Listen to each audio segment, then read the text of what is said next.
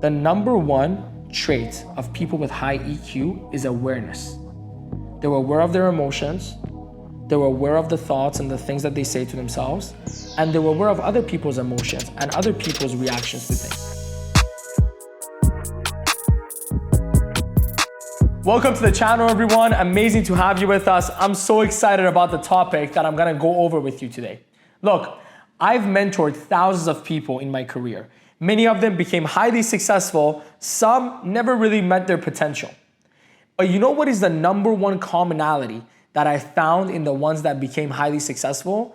They all either developed or had a high EQ, also known as emotional intelligence. Many studies have been done to show the power of emotional intelligence when it comes to success. And today, I'm gonna talk to you about not only what emotional intelligence entails, how we define it, but most importantly, how you can develop higher EQ to have more success in your life. But before I do, let's go over some stats so you can understand how important EQ actually is. So here's the first stat I want to share with you.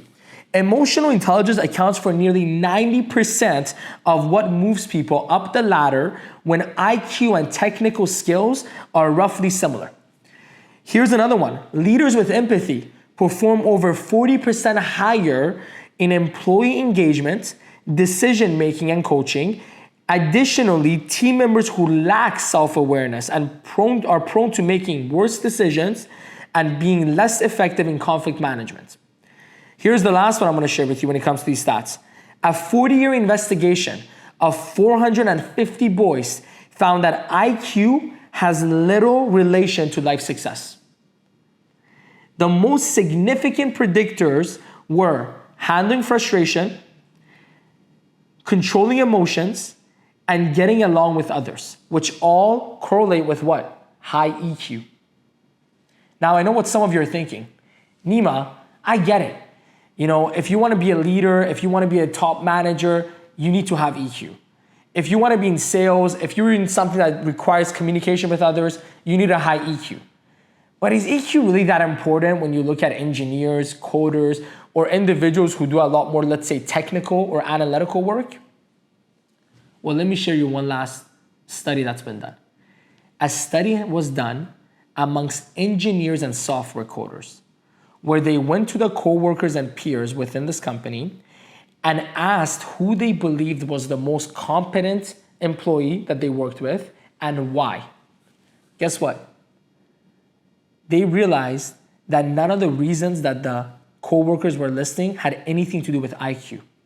All the reasons that their peers and coworkers who know their job better than anyone else listed correlated with EQ. Now let me explain to you why this makes sense, because some of you might be a little bit puzzled. In order to become an engineer, in order to become a coder, there's a certain threshold of IQ that is required. Meaning, if you don't hit that certain threshold of IQ, you can't even get in the position to begin with. So if your only competitive advantage is, let's say, your IQ that got you that job or that got you that role, well, once you're there, all your peers and coworkers have basically the same IQ. Maybe a little bit higher, maybe a little bit lower, but basically the same. So what is the biggest competitive advantage once you're at the job? It's the EQ, because that's the thing that varies significantly amongst all the peers that you're working with. Now, let me touch on this as well, because I keep bringing up the word success, success, success. So let me explain to you what I believe success is. A successful individual is someone who's able to provide a tremendous amount of value in their occupation or position. For example, what is a doctor's number one value that they can add to their patient? The number one value add that a doctor can give to a patient is helping that patient overcome that health concern or disease or illness. Okay, so if you have a doctor who has high IQ, they have a very, very good understanding of medicine and they can identify an illness better than anyone else, but they lack EQ, so they're not able to communicate with the patient effectively in a way that makes the patient want to actually act on the medical prescriptions that are offered, in a way that the patient wants to actually go ahead with the treatment that is being recommended. Has the doctor really been able to help them if they can't get them to do the treatment or take the medication? No. Because if the patient doesn't take the treatment, if the patient doesn't take the medication, guess what? They're still gonna have the same health problems and it's probably gonna get worse. So even for doctors, IQ alone is not gonna be enough to determine how successful they are in helping their patients. They also need to have a high level of EQ to communicate effectively and have the bedside manners required to actually help their patient recover and become healthy once the diagnosis has been made of their illness. Let me give you one last example when it comes to success and what I mean when it comes to adding value. Think about the UFC for a second. Conor McGregor is the wealthiest and most famous UFC fighter in history. But many experts, and by the way, I'm not one of those experts, many experts believe that Conor McGregor was not as technically gifted or skilled as other fighters that were fighting alongside him in that generation, or the ones that have come after him, or maybe even some that came before him. So why is it that Conor McGregor is the wealthiest and also the most famous, even if he wasn't the most technically gifted fighter? Well, I'll tell you why. Because the number one value that the UFC audience is looking for is entertainment. And even though Conor McGregor may have not always been the most technically gifted fighter, he was by far the most entertaining. And do you know why he was so entertaining? Because he had a high EQ. That's why this topic that I'm going over matters so much. I don't care what profession you're in. If you don't have a high EQ, your potential will always be limited. Now let's go over the definition of how we define EQ or emotional intelligence and how we define IQ, because a lot of people mix these two up. Here's what the definition of emotional intelligence is. It's the ability to understand, use, and manage your own emotions in positive ways to relieve stress, communicate effectively, empathize with others, overcome challenges, and diffuse conflict. Here's the definition of IQ. It's a measure of a person's reasoning ability. In short, it is supposed to gauge how well someone can use information and logic to answer questions or make predictions. IQ tests begin to assess this by measuring short and long-term memory. They also measure how well people can solve puzzles and recall information they've heard and how quickly. Now I got good news for you and bad news. IQ is something that can't really be changed. Imagine it this way. Your IQ is like your height. Sure, if you have better nutrition, you might grow a little bit taller. Sure, if you have certain habitual routines growing up before puberty or during puberty, you might get a little bit taller. But 95, maybe even 99% of your height is going to be determined by what? Genetics. IQ is the exact same thing. EQ, on the other hand, is like your muscles. It's something that can be developed and it's something that can be improved on no matter how old you are or no matter what part of life you're in. That's why EQ is such an important topic to talk about, because it's something that you can actually develop and become stronger in. And here's the good news of this. The good news is EQ is basically all you need to become successful in most professions, especially if you have the level of threshold of IQ that you need to get in the profession to begin with. Okay, now that we know that, let's go over what actually defines someone that would be considered low EQ, and let's go over what actually defines someone that would be considered high EQ. But before I go through this list, I do want to give a quick disclaimer. If you're someone who identifies more with the low EQ list that I'm about to go over, you may feel a little bit triggered. You may get a little bit offended. You may want to step back from the video and not listen anymore because it hurts your feelings. I encourage you to change. Please be patient. Even if some of the things that I mentioned in the low EQ side is something that you can relate with or something that you see in yourself, that's okay. Because I'm going to tell you exactly how to change and improve on this area so you can actually overcome it and develop the level of EQ that you want to have. So please don't let this discourage you.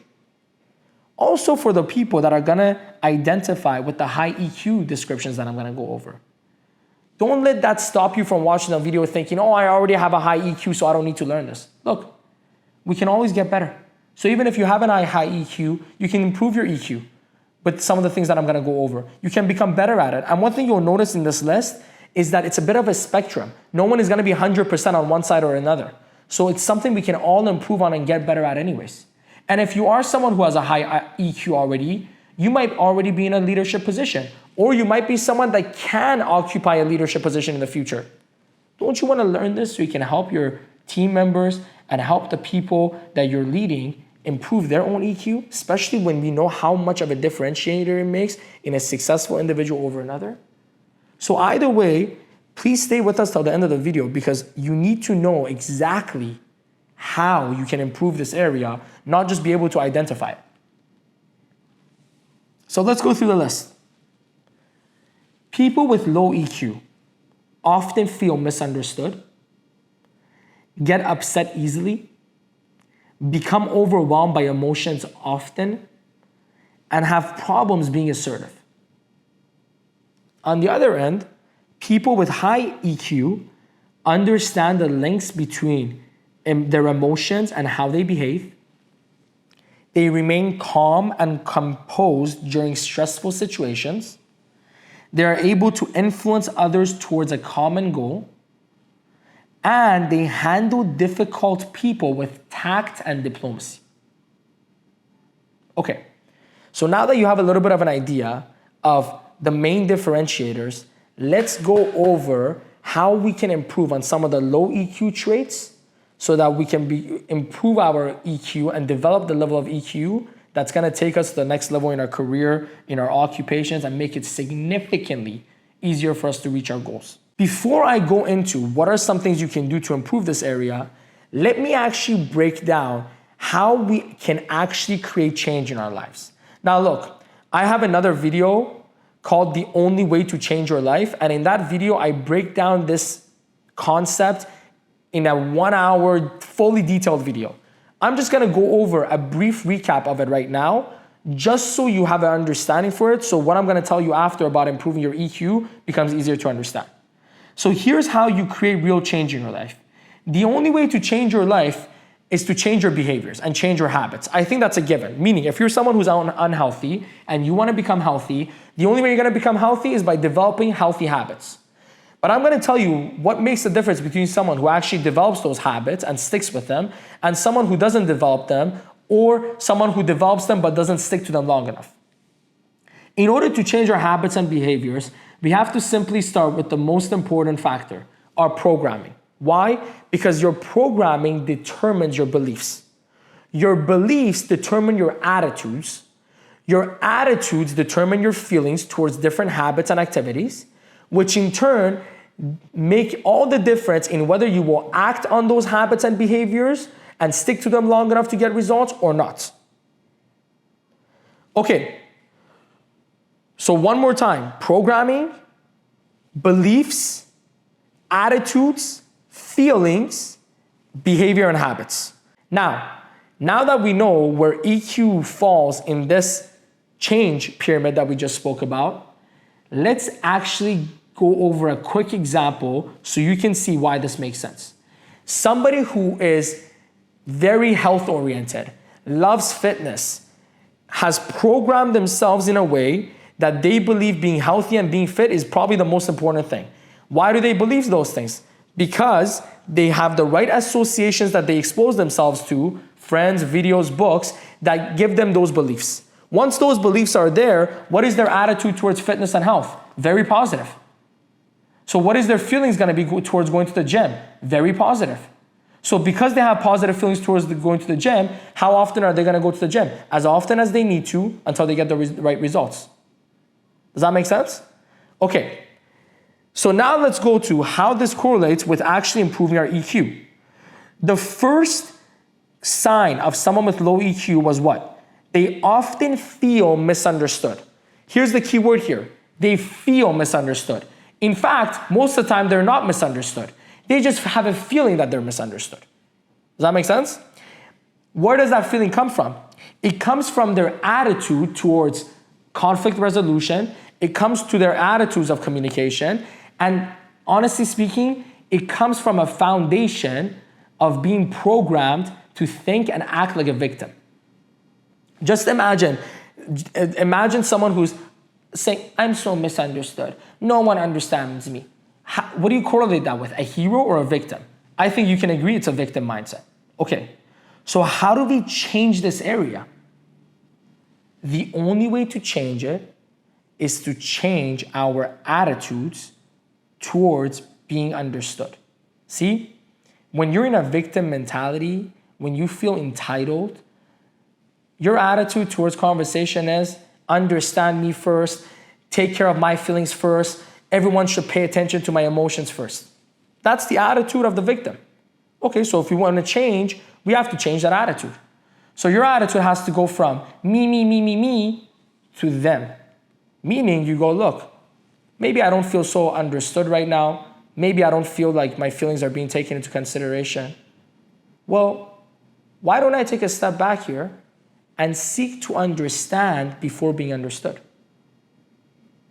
Instead of wanting the other person to listen to me, instead of wanting them to consider my feelings, why don't I lead by example and consider their feelings first and understand them first? Now, here's what a lot of these individuals say. Yeah, but my manager's job is to understand me. That's why you're never going to get a promotion. Because if you act like a subordinate, if you act like an employee that needs things, if you act like a dependent, you're not going to have the level of independence or show that level of independence that's going to promote you to that manager position or to that CEO position. Yes or no? So if you want to change your results, you got to change. So even though it's hard, even though it's out of your comfort zone, take a step back and practice listening. Practice asking good questions. Practice fully understanding the other individual before demanding that you're understood. Let me share with you how I learned to do this in an effective way. I realized that the reason I have a hard time understanding some people is because I have such a negative image of them. When somebody hurts my feelings, when somebody gets into conflict with me, I realize that all of a sudden I paint this picture of how bad they are, how cruel they are, how much they lack empathy. And I'm like, from that point of view, I have no motivation to want to understand this person. So what if I change my outlook? What if instead of viewing them as an enemy, as a bad person, I do the opposite? I go, why would a loving, good person that has the best intentions in mind act or react in this way towards me? And when I look at it from that point of view, it gives me the motivation to want to understand them better. Because now they're no longer an enemy that is going against me, that deserves to be punished. Now they're a friend that I can listen to. Even if they're not your friend, by the way. It's just about how you perceive it. It's your attitude towards it. Does that make sense? So then with that attitude, it gave me the opportunity to go in with curiosity, ask good questions, understand them better. And you know what I found? As soon as I start to understand other people better, they were way more inclined to understand me. Not all of them. Some of them still walked away from the conversation without taking the time to understand me. But guess what? They walked away thinking, wow, what a good guy. Wow, what an understanding person. What a reasonable person. And the ones that stuck there and actually took the time to understand me, we were able to develop amazing relationships, amazing friendships that lasted for a very long time. I love this quote. Respond intelligently even to unintelligent treatment. Respond intelligently even to unintelligent treatment. That quote says everything that I just said in a very beautiful way. So please start practicing this. All the things that I'm going to list for you today are things that need to be practiced over and over and over again before it becomes a habit that you're comfortable with. But it's so worth it because on the other side, there's so much success, there's so much happiness, there's so much fulfillment. Here's the next one. They get upset easily. Okay, why do they get upset easily? Usually this is related to them receiving criticism and receiving feedback. So I'll touch on that first. If your attitude towards receiving criticism and feedback is, oh my God, they're attacking me, they hate me, they think I'm not good enough, then guess what? The only way that you can react is in a negative way. And you know where those thoughts come from? It's from programming yourself, again, to be a victim. And it comes from a lot of insecurities. So that's why as soon as a criticism or feedback comes, it almost opens the lid up to all the pain or all the negative feelings you have towards yourself. So the truth is, in order to really improve on this area, we need to improve our confidence. We need to accept our faults and our strengths, and we need to be more forgiving towards ourselves. But here's a more tangible strategy. Change your attitude towards feedback and criticism. Don't think of criticism and feedback as them being harmful towards you or them being mean to you. Instead, think of it as, what an amazing gift that they're giving me. Because by giving me this feedback, by giving me this criticism, they're giving me an opportunity to see blind spots that I couldn't see otherwise. They're giving me the opportunity to improve in areas that can significantly help me have a better life. Because guess what? When somebody criticizes you, when they give you feedback, even if it's coming from a hateful place, they're still taking a risk. They're taking a risk of getting feedback back, getting criticism back, and getting attacked again. So you should take it as a gift. Because even if it's coming from a bad place, which honestly speaking, most people that give you feedback and criticism, they love you and they care about you. That's why they're giving it. But even if it's a hater, let's say, they're still going to give you an opportunity to improve in an area that maybe you're not aware of. Here's the second part to this. Let's say it's not criticism. Let's say it's not feedback. Let's say somebody's just being disrespectful towards you. You still don't need to get upset. Remember, life is not about what happens to you. It's about how you react to it. If I come to you and I swear at you in Italian or in a different language that you don't understand, how offended are you going to be? You're not going to be offended at all because you don't understand what the hell I'm saying. So the meaning behind the words that people give you is what hurts you, not the actual words. And you know who's in charge of the meaning? You are. You're in charge of the meaning you give to things. So if somebody comes to you and disrespects you and insults you, instead of you being offended by it, instead of you taking it personally, why don't you take a step back and go, wow, this person clearly was not raised in the proper way, or they're clearly going through a lot of negative things and the devil has taken over their head, which allows them to give me this energy. Remember something, people can only give you what they have. And there's some people out there that have so much hate within them, unfortunately, that all they can give to other people is also hate. So instead of blaming them, instead of making yourself a victim because of their treatment towards you, feel sorry for them. Think of it this way. If they're giving me this level of hate and energy, how much hate could they have within them? Probably a lot. So don't get offended by their words. Ignore it. Let it go and walk away and think, you know what? I hope that person gets the help that they need so that they are no longer in this way and they can have a more pleasing and happy life. Here's the next one. Become overwhelmed by emotions. Okay. This happens to almost everyone at different stages, but people who develop a high EQ are able to deal with it a lot better. Let me share with you how I was able to overcome feeling overwhelmed by emotions, by thoughts, by different things.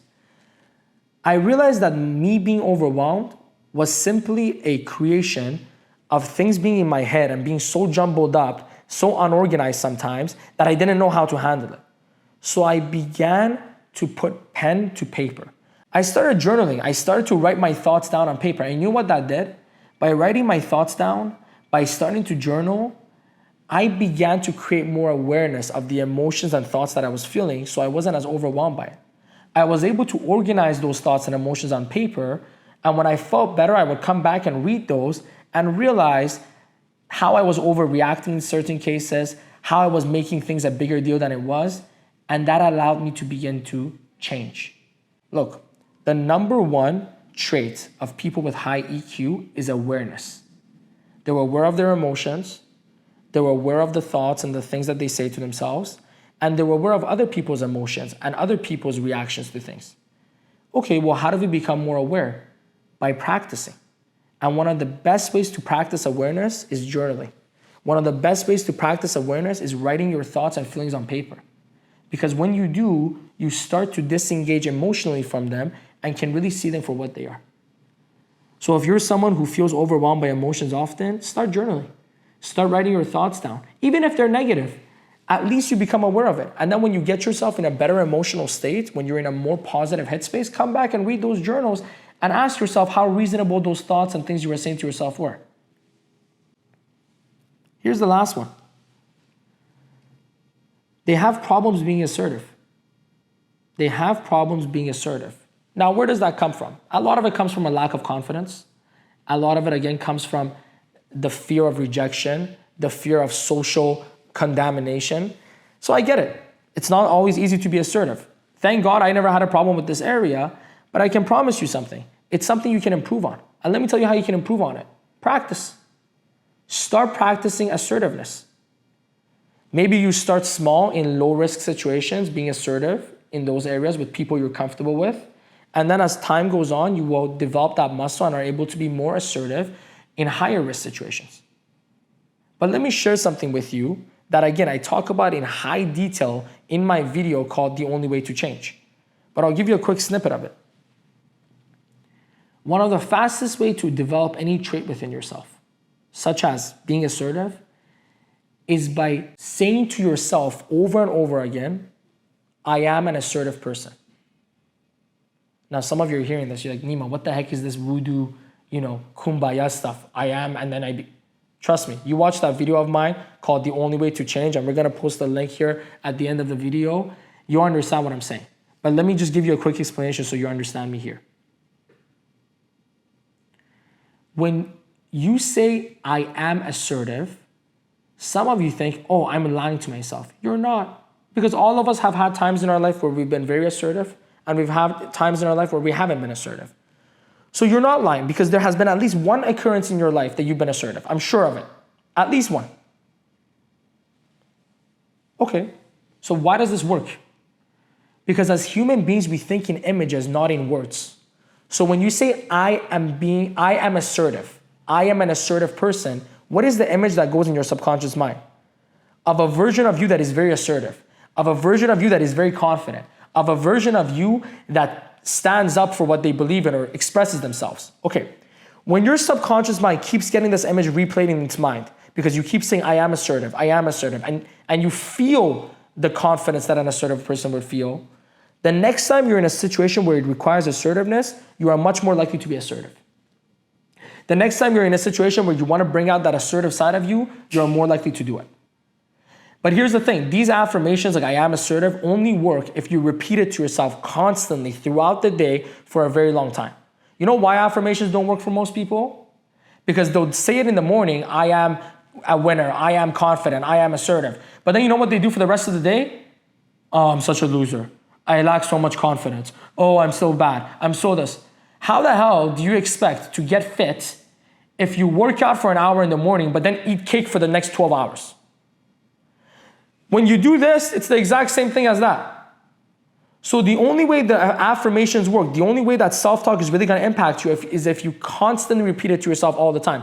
And here's your cue. Every time you feel negative, every time you feel like you're not being assertive or you lack confidence, that's your cue to say, I am an assertive person.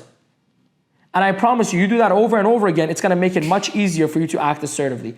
Why? Because now you're programming yourself to believe you're assertive. So then your attitude towards being assertive is more positive. Your feelings are going to be more positive towards being assertive. So eventually you start acting on it. And the more you do it, the more likely to become it. Because not being assertive comes from only one place, fear. And the only way to face any fear is to do exactly that, face it.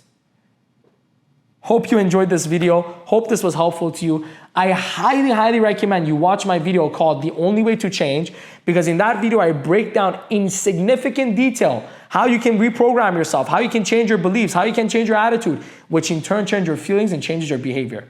And what did we say earlier on?